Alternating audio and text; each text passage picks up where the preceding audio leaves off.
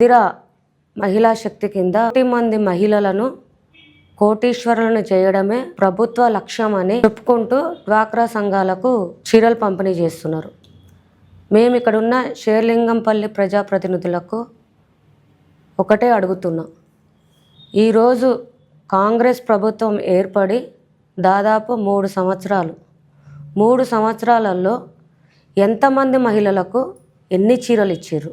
షేర్లింగంపల్లిలో చూస్తే 3 సంవత్సరాల నుంచి ఫస్ట్ టైం చీరల పంపిణీ జరుగుతుంది. అది కూడా ముష్టి 300 రూపాయల చీరిచ్చి డ్వాక్రా సంఘాల లీడర్ల దగ్గరకు వచ్చి ఐరిస్ పరీక్షలు చేసి మీరు చీర భుజం మీద వేసుకొని ఫోటో దిగితేనే మీకు చీరలు పంపిణీ చేస్తాము అని చెప్పి వారిని ఒక స్థలం దగ్గరకు పిలిపించి ఈ యొక్క చీరలు పంపిణీ చేస్తున్నారు. ఇది కూడా ఒక ఫోటో పెట్టిండ్రు.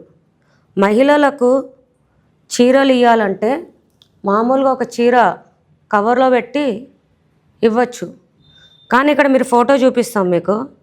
ఎంత అసహ్యంగా మహిళలను కించపరిచే విధంగా మహిళల భుజాల మీద వేసి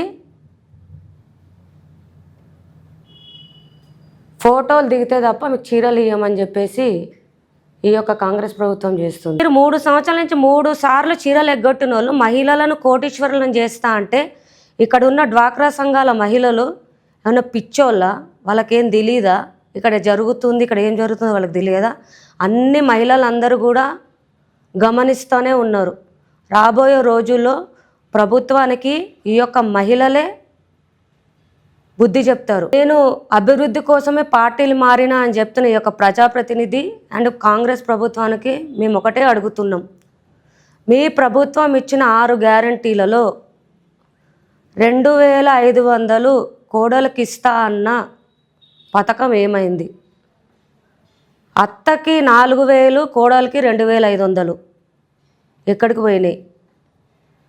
కళ్యాణ లక్ష్మి ఇచ్చి తులం బంగారం ఇస్తా అని మహిళలకు చెప్పిండ్రు. తులం బంగారం ఎక్కడికి పోయింది? ఆడపిల్లలకి స్కూటీలు ఇస్తా అని చెప్పిండ్రు. స్కూటీలు ఎక్కడికి పోయినాయి?